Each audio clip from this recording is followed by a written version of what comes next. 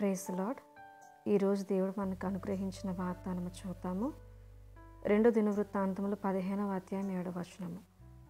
మీరు బలహీనులు కాక ధైర్యం వహించుడి, మీ కార్యము సఫలమగును.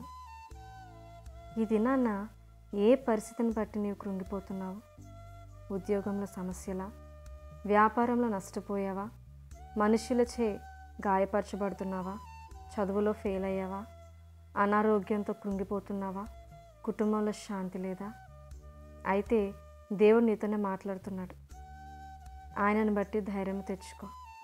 గతంలో దేవుడు నీ జీవితంలో చేసిన కార్యాలను తలుచుకొని ఆనందించు, ఆయనను స్తుతించు.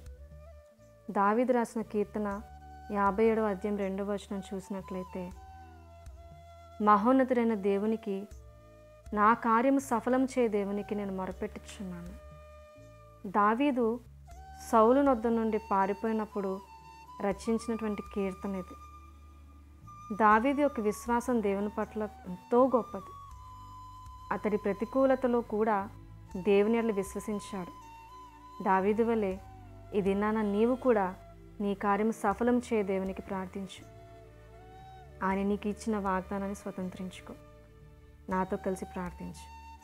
స్తోత్రం తండ్రి, పరిశుద్ధుడా, నీకే వందనాలయ్యా.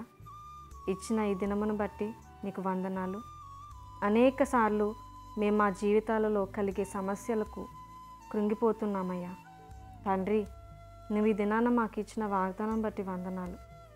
నిన్ను బట్టి మేము ధైర్యం తెచ్చుకొని ముందుకు కొనసాగువారుగా మమ్మల్ని నడిపించండి. మా జీవితాలలో నీ కార్యమును సఫలము చేయండి. మహిమ, ఘనత, ప్రభావం కేవలం ఈ నామానికి మాత్రమే ఆరోపిస్తూ యేసు పరిశుద్ధ నామములో అడిగి పొందుకున్నాం పరమ తండ్రి. ఆమేన్.